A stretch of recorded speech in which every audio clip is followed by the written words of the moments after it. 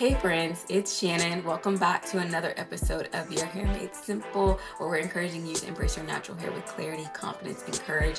And I'm so excited because today's episode is for all of those who have been pregnant, postpartum, navigating that journey right now, supporting someone through it, or maybe even have those aspirations for yourself one day. We're talking about all the changes that not only your hair, but your body goes through that may or may not have been expected, and how we can better prepare to navigate for them. And with me, I have expert Akira Frierson Wood, who is the founder of Take Care of You LLC. She has been a labor and delivery nurse for over 15 years, and just a breadth of knowledge and experience for us on how we can better care for and support ourselves when our body is just going through all these unexpected changes for the first, second, third, or however many times we find ourselves in the midst of change. So Akira, I'll turn it over to you to say hello to our friends that are joining us. Hi everyone. As Shannon said, I am Akira Frierson Wood, the owner of Take Care of You Maternal Health Education and Support Services, and I'm just excited to be here. Yes, and we are so excited to have you. And so, Akira, you were in labor and delivery for over 15 years, right? With women during one of the most physical times of their lives, one of the most emotional times of their lives, right? And so, how often did hair come up as a part of that conversation? And what did that look like for those women as they were navigating that? It comes up a lot. You would be surprised how many people are more concerned about what they're going to look like and their hair is going to look like during their pregnancy pictures as they're giving birth than actually giving birth. So it comes up a lot where they have the rollers in their hair and they're pushing, and then they're like, wait, let me take the rollers out of my hair, or let me freshen up, or let me put some curls in it. And it's sitting there like, okay, you're getting ready to have a baby, but it's a very, very, very important thing. That people, their appearance, even though they're going through this physiological life changing experience, their appearance is still one of the most important things that they are really truly concerned about, even when they're in excruciating pain, or they're just like, I don't know what's happening to my body right now, but make sure I look good. But make sure I look good. Okay, period. It's so interesting because even as you're describing that, I'm thinking about the women that I know that have become mothers, right? And in some ways, they are very much to themselves. In a lot of ways, they are very much new versions of themselves, right? Now they have this child they're responsible for, their maternal instincts are on and on alert. I'm curious your perspective on if in some ways it's a sense of retaining agency as they're going through this transition to keep themselves. Yeah. I think initially you don't realize how much of who you are is going to change after you become a mom. And so in the beginning, it's just what their normal routine is, their normal daily, I just look good when I get up, when I'm taking pictures. I'm not going to take a crappy picture. I'm going to make sure my hair is done, my face is done, I Yeah. look good. And so that's just their initial instinct. But then afterwards, it's like, oh, wait, let me get back to that. They're just remembering, like you said, their natural self, who they used to be, and not losing who they are as being a mom. And that's one of the biggest things that I try to encourage with my services is that before you were a mother, before you were a wife, before you were a girl, before you were a girlfriend, you were a woman, you were a Mhm. girl, you had thoughts, you had dreams, you had Yeah. ideas, you had goals of what you wanted for yourself without all these extra bonuses that came into your life. And so keeping true to who you are before all of these things is very, very, very important, because that'll help you in training and raising up this beautiful family that you're getting ready to have. I love that so much. And so, you talked about like keeping true to yourself, right? And so for some women, maybe they don't experience that much change in their hair, right? Like they're managing their pregnancy, they're managing all these other factors. But for some women, right, they do experience a lot of change. So the hair that they knew as familiar and part of themselves, maybe it sheds, maybe it thins, like maybe it goes through all these things. So can you talk a little bit about what the body is doing during pregnancy and how that impacts our hair? Yes. So during pregnancy, your hormones, particularly estrogen, is increasing, and it's helping the baby to grow. It's helping to give you the nutrients and all the things that you need to ensure that you have a healthy 9-month pregnancy. And so, with all this buildup of estrogen in your body as you're going along in your pregnancy, it helps your hair to grow. That's one of the key factors in healthy Mhm. hair is estrogen, and it makes it grow. It gets thick, it gets flourishing. And then some people notice that if they're having some complications, that their hair starts to shed or starts to break or starts to look dry or brittle. And so that's what's really happening. It's just a biological effect of estrogen elevating in your body that's causing your hair to get thicker, to grow, and just to look luscious and beautiful because of all the bonuses that a baby can bring. But then on the flip side of that, if you have any complications with the pregnancy or some Yeah. issues, you could also have the breakage or the shedding, or you had all this beautiful hair and then now it's just dry and brittle. So either or, but basically it's because of the hormones in your body that's causing um, your hair to just flourish while you're pregnant. Yeah. Are there certain types of complications that can lend more to seeing that breakage and that damage that people maybe didn't expect or were unaware of until they encountered them? A lot of times it's anemia. Anemia is one of the biggest things that's going to cause your hair not to flourish, even without being pregnant. If you're anemic, the body is only going to retain blood where it needs to in order to sustain life. And so, of course, your hair is all the way at the tippy top of your head. So it's like the last thing that's going to get the nutrients of blood. Mm. So anemia would be one of the things. Hypertension would be another one because your body is going through these changes, mechanical changes, where your blood pressure is elevated. So it's trying to pump out where it can. So not a lot of oxygenated blood is going to your hair once again because it's all the way at the tippy top. So it's just reserving it for where your body needs it at. And then also dehydration. If you're dehydrated, your Mm. cells are just shrinking and it's just holding on to whatever it can get. And so once again, your hair's all the way at the top. So it's going to be the last thing on the totem pole to get any type of support or nutrient or nourishment at. Yeah, I have a question. I've heard the term hypertension many times in my life, but as somebody who has not experienced that, I think I've never really like honed in on what exactly it is. So, what exactly is hypertension? Okay. So in pregnancy, you can have a couple of different things. You can have elevated blood pressure, meaning that your blood pressure is beyond the normal range, which is 120 Mm. over 70. So that's the normal range. And so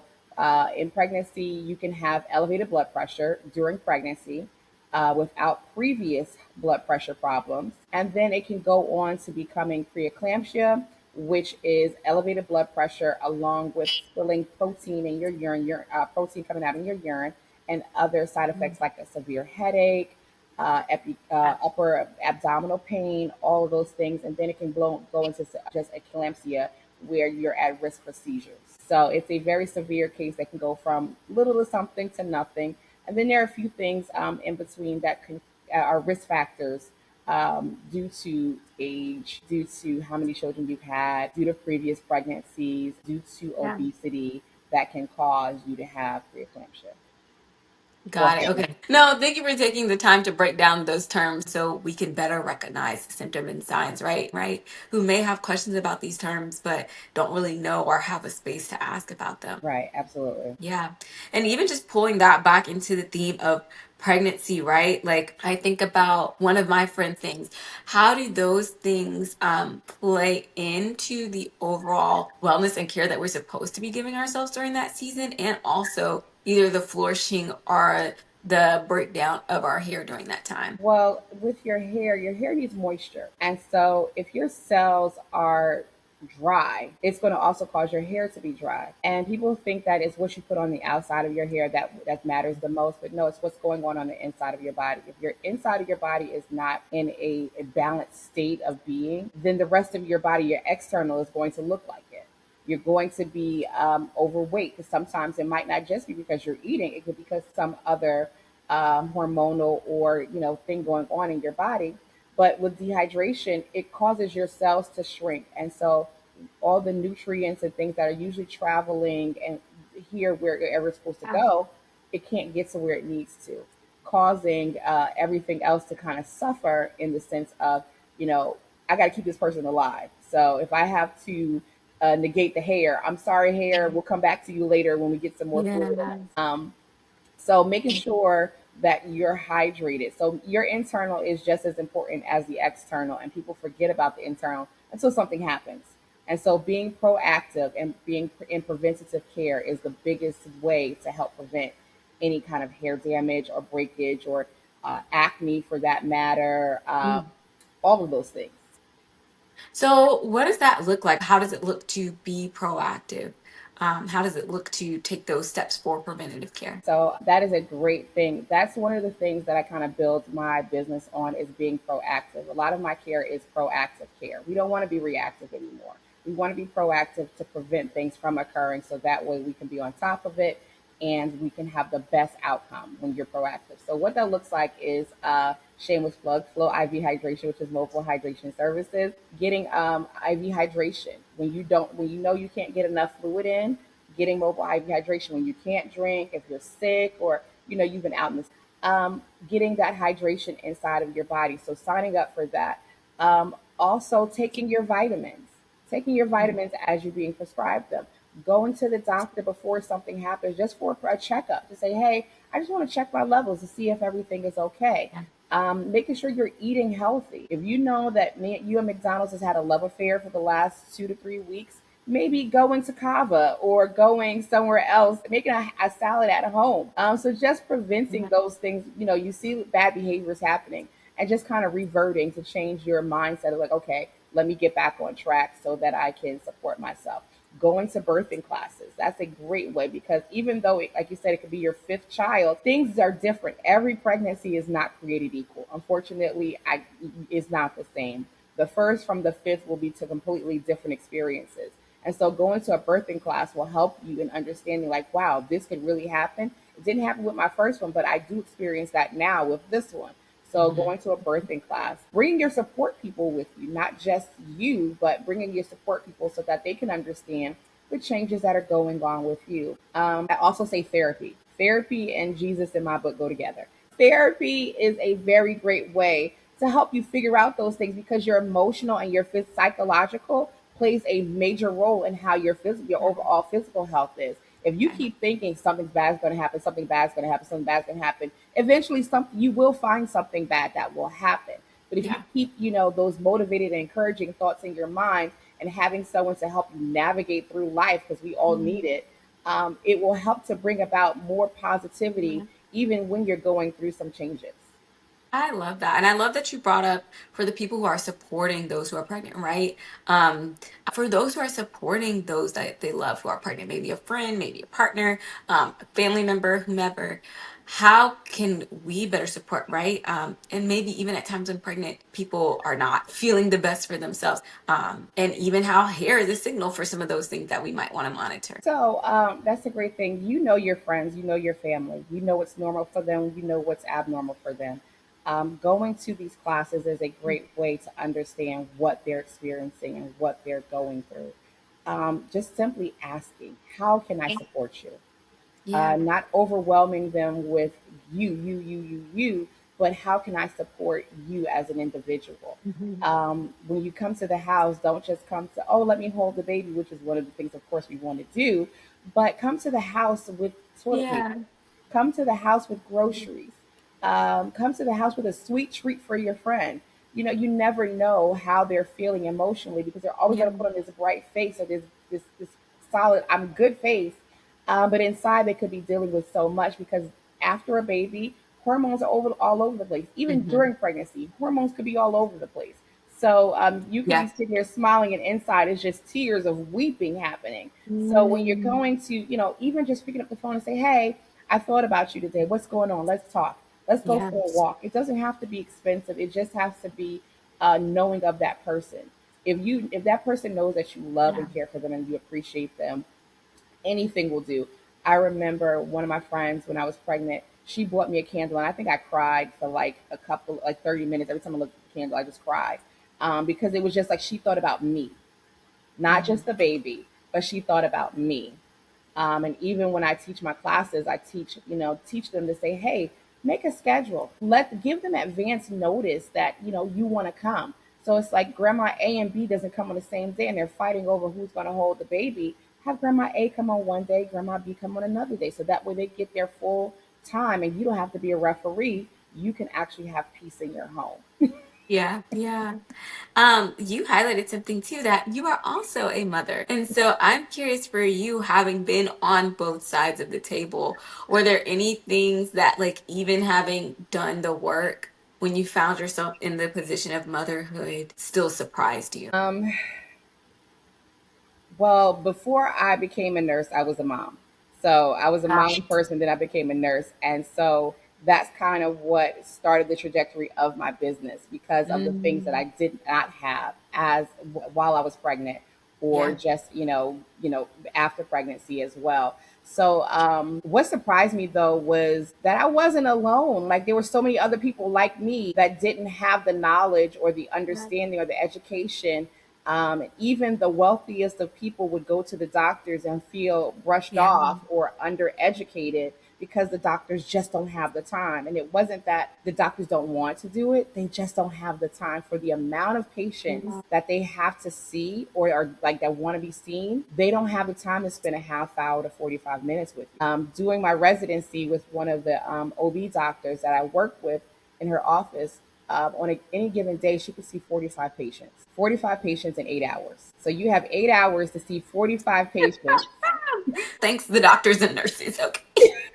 We Yes. appreciate it. And so in my mind, I'm just, well, throughout the day, I'm like, how do you do this? She said, barely, barely. And then because she was a active OB doctor, if her patient went into labor, guess what happened?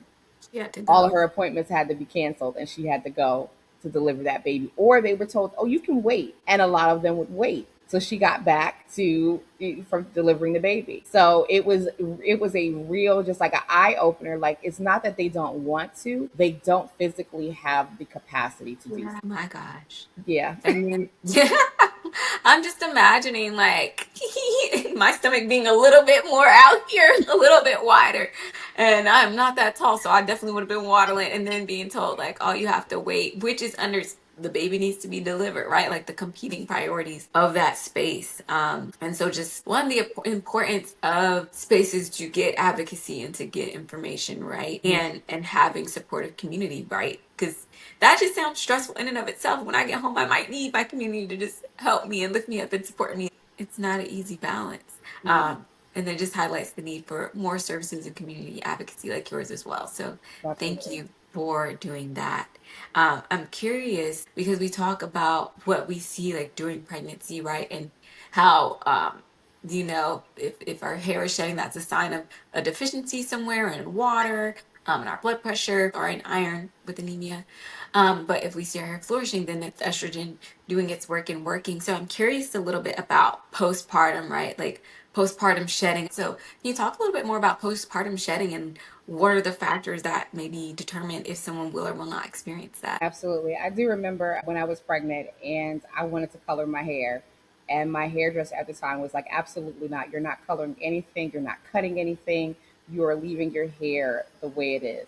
And I was Yeah. so upset, like, but it's so beautiful. It's so long. And I'm just flipping it. And she's like, no, you'll thank me later. And I really did Yeah. because after even though I had all the nutrients and the vitamins because my hair was flourishing and growing, afterwards you have a quick depletion of these hormones. They go from all the way up to dropping right back down to regular Mm. normal.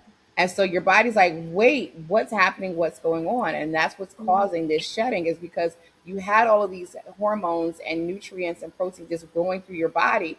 And then all of a sudden it's like, yeah, that's a wrap. And then you're gone again. And so now your body is trying to recover. Give me that. Give me that. They're taking whatever they can to Yeah. help to just keep the body flourishing and going. And sometimes, once again, because your hair is all the way at the top, it gets kind of left out to second. But what you can do to help prevent that is during your journey, don't damage your hair.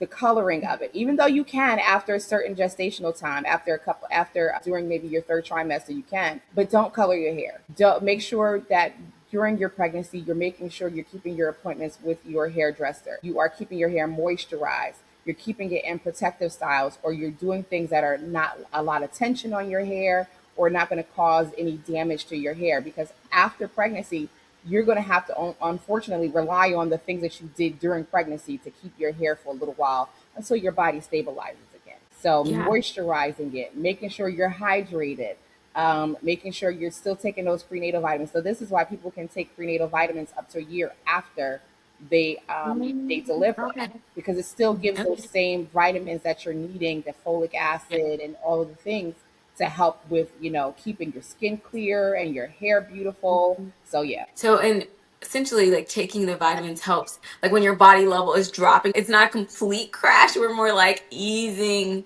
the drop down, and easing how our body will adjust to that over time to help manage the shedding as well. Right. It keeps you at a stable condition. All of a sudden, you just stop. Your body's like, Yeah. Where is it?" Like Yeah. I feel bad. Nurses, they always say we're the worst patients, which is true. It was some vitamins that I hadn't been taking, and I went to the doctor. She's like, "You're not taking your vitamins, are you?" I was like, "No, I'm really not." she's Got like, me, girl. The she's like, jig is "I up. can tell." I'm caught. So sorry, ma'am. So sorry. But yes, it Uh, does, even non-pregnancy. So even before you become pregnant, even thoughts of saying, I want to start a family, that is truly when the time you're supposed to be at your healthiest, taking the vitamins. Because people even that are not pregnant take prenatal vitamins or are increasing their folic acid. Because of all of the great factors that they have in it, it helps to benefit just your overall health as a woman. And so people take prenatal vitamins, but maybe a year or two before they even decide, like, hey, I want to get pregnant, getting those checkups. And another big thing is oral health. I did not realize this until about 2 years ago. I had a guest on for an event that I did, and she was from a organization called Kinder Smiles, and they okay. talk about the one of the leading causes of premature labor or preeclampsia is bad oral health. Yes. There was a actual study that linked it to bad oral health. And so just think about it. When you have a toothache and it's infected, you might get a headache, you might have a fever because it's a systemic issue. It's going to go through your body. And typically you don't start to feel the pain until it gets really, really bad. And that's when you want to do something about it. But if you're going to the dentist every 6 months like you're supposed to, that they Yeah. recommend, it catches it in enough time so that it prevents a Hmm. systemic problem from occurring, from bacteria going to where it's not even. And that's so interesting too, because it just shows how connected the body is, right? Because in an earlier season of Your Hair Made Simple, I interviewed a biologist, and she talked about how the gut, is really connected to our scalp health and inflammation as well. And so it's a similar thing. Like your oral health is connected to your gut health, which is connected to your scalp health, which is connected to your health and pregnancy. And so I think the highlight here is just the overall wellness. That you can't neglect one part of your body or well-being and expect other parts to be okay or not see that fallback. Right, Example, oral health, pregnancy, gut health, scalp health, right. and maybe even the reversal of those things too. Absolutely. We always think like, oh, we can just dress up the outside and we'll be fine. We're going to ignore the toothache. We're going to ignore the stomach cramping. We're going to ignore the hair shedding. Those are kind of late signs that something actually is taking place. But if we are up on it, we're going to our doctor's appointments. We're listening to the advice and actually doing action to the advice that they give us. And just looking at our overall health, it definitely works. I told someone the other day, what you do in your 20s will definitely show up in your 40s. What you do in your 30s will definitely show up in your 50s. So whatever life you lived in your 20s, it's going to show in your 40s. I think it's so interesting. I have to like regather myself from that, literally thinking about 50-year-old Shannon, like, are you okay, girl? What do you need me to do now? Like, I'm speaking to my future self. What do you want from me in this moment? But I think that just highlight of longevity, right? Like anything that we're doing for our overall health and well-being now. And I think even if we're having this conversation about like our hair today and how it's impacted during pregnancy, but also like the version of ourselves, right? Like we care about how we look when we're in the bed giving labor. We care about how we look like afterwards. Like people get their like pregnancy braids and they're like, okay, this is gonna last me for those 3 months. The pictures, like when I'm early with the kid in the bed, what type of person do I want to be? How do I want to be able to show up in the 10 years after, in those 20 years after, like for my hair, for my health, for my kids, for the future, right? Because when you're entering into pregnancy, you're also deciding to enter into a next era of your life, right? Like you're looking at a whole next phase, not just like this is a one and done moment. And so thinking about it in that bigger play and perspective. Yes. So, yes, when you decide to have a baby, a lot of people don't realize how much your life will change. Even though you have this idea and vision of, oh, everything's going to be the same, the baby's going to have to work around my schedule. And unfortunately, it's not true. It's not going to happen. You work Yeah. around this child's schedule, whether it's one 2 or 7. You work around their schedule to for your life, and it changes the way you look at things. What used to be Mhm. important before is not so much important before, and not even just for women, but for men as well. I've heard a lot of dads Mhm. say, um, I went from playing, watching the football game to now me and Gracie's Corner are having the best time of our life. I find myself in the car wanting to listen to that bop by Bluey in the car versus, whatever it is that they've been listening to. So your life changes, and it's in little increments and you don't realize it. And then by the time you do realize it, they're grown and they moved on to the next thing. You're like, but remember we used to do. No, that's old. And so now you have to develop. So at every stage of this child's life, you're evolving. You've never taken care of a child at this stage in their life. And I had to remind my daughter that she's 19, and I had to remind her, like, I've never taken care of an adult child before. I've taken care of the 10-year old you. I've taken care of the 16-year-old you. I've taken care of the 2-year-old you. But you, I don't know you. So I have to get to Who are you actually? right. I'm like, do I like you? Let's see. Like This is a trial run for the rest of your life.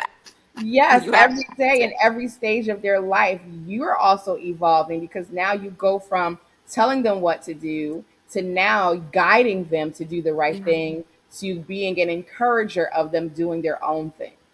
Yeah. So it's definitely phases to this, and I didn't realize it. Of course, in your mind, they're always going to be your baby.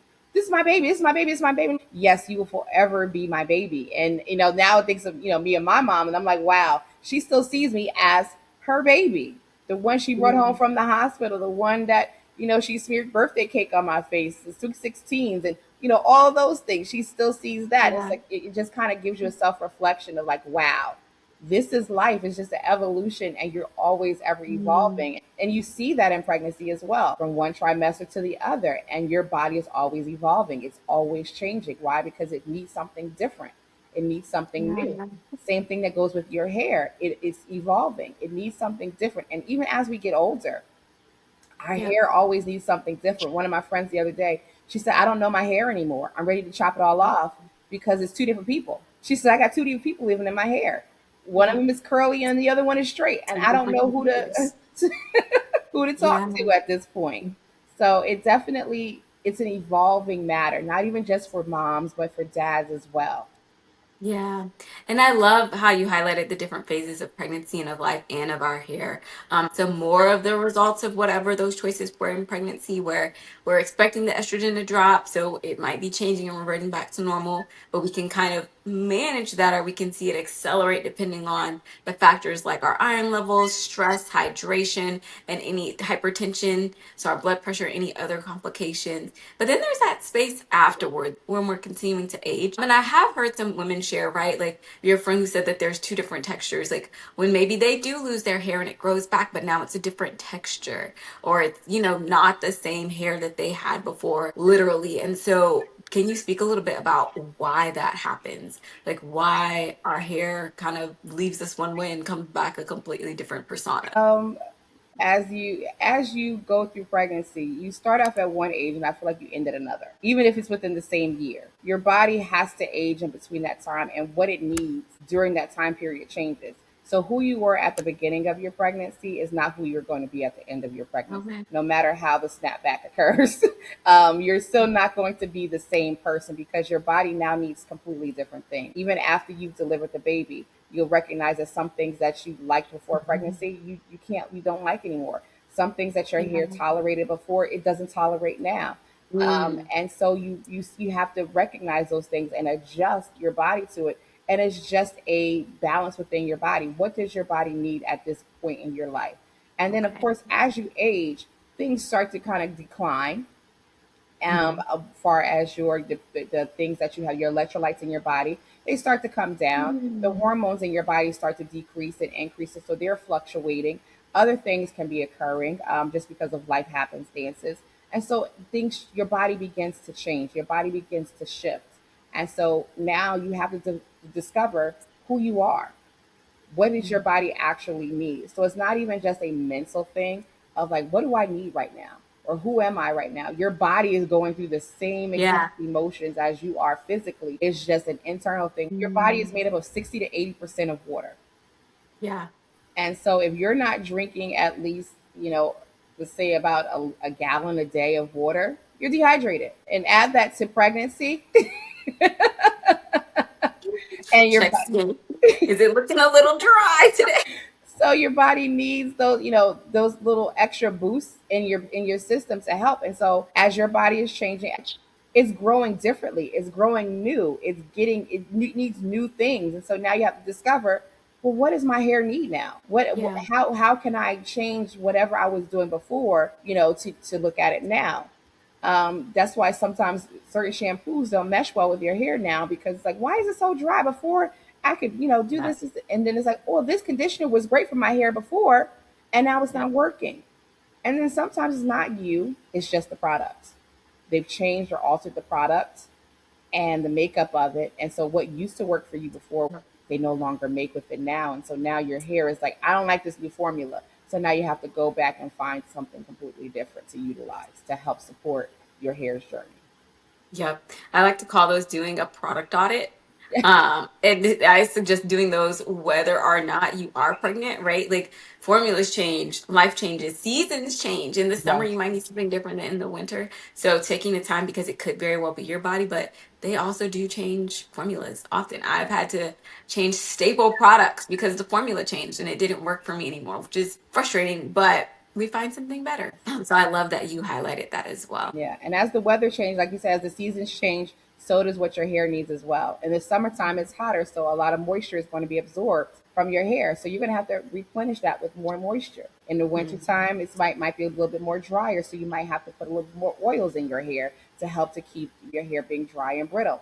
So it's just an evolving situation. So what you need in the summer might not be what you need in the winter, and then you might be going swimming a little bit more. So you might, all of those chemicals that are in the water, or if you're going in salt water, are attaching to your hair. So needing something for that. So just looking at what your life needs in that moment is not just Mhm. a physical thing, but it's an internal thing as well. And it goes from your hair to your skin to your clothes to your shoes to everything. Mhm, mhm.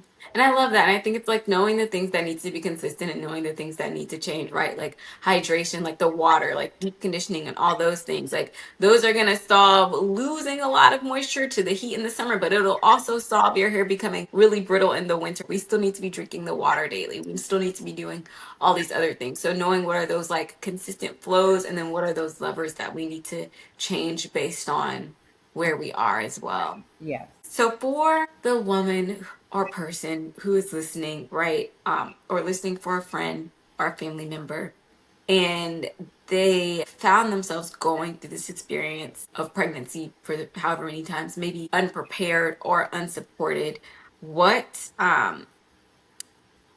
what would be different if education was more ingrained as a part of the experience throughout? Can't prevent everything, Okay. because life will come at you at any shape or form or fashion, but having some type of knowledge will help you prepare for the unexpected. You know you don't want it to happen, but at least you can have some type of knowledge or sense of, okay, if this happens, then this will happen. And it keeps the anxiety down, it keeps the uncertainty down, and it helps you to make Mhm. more informed decisions about your health and your life. Being educated, I think, is one of the things that we take advantage of a lot of times, because we Mhm. think it's always going to be there. Somebody else can tell me. I'll learn about it later, but later may never come, or later might come in a time when you need to know it right then and there. So understanding Mhm. what your options are. Everybody always wants to have options, but understanding that before you get into that situation. This is why you do your research when you're going to get a car. You want options. You want to see what's available, what dealership is the best, what color you like, what amenities like or accessories that you like. The same thing goes with your health. You want to have options. You want to know, okay, if this doctor doesn't let me do this, I know Yeah. this doctor will. Or if this doctor doesn't let me do this, can I live with that? Am I going to be okay with that? Not waiting until the last minute to say, oh, I don't like that. I don't want to do that anymore. I don't trust you as my doctor. I want somebody new. It's like, it's too late. You're already here. Um, so just understanding that, Yeah. you want to have options, and you want to know, if this person doesn't do this way, do this way, can I still be okay with that? Yeah, thank you for that. And so then for our friend who is listening and absorbing all of this info for the very first time, maybe, what is one key thing out of everything, right? Like we can't prevent everything, but we want to do our best to be informed. We know we're going to change regardless. What is one key thing that you want them to walk away with for their pregnancy, postpartum experience, or supporting a loved one, a friend who may be going through that journey? You don't have to do it alone. You don't have to do it alone, and you're not alone. What you're going through happens to everyone in one way, shape, form, or fashion. And help is there. All you have to do is ask and receive it. So not only just asking for it, but be open to receiving the help and the support. Because a lot of times we say, oh yeah, I'll call you if I need some help, but we suffer in silence. So not only asking for the help, but be willing to receive it as well. So you're not alone. Be open to receive the support and the help. And I'll add, don't suffer in silence. Because it's like we can Nope. say ask, but also do not suffer in silence. Don't Do suffer. not have hair shedding and feel ashamed. You're bringing a new life into the world. For those who are supporting someone, change is inevitable. It shows up in our hair, right? But again, there is space to navigate it with grace. So, Absolutely.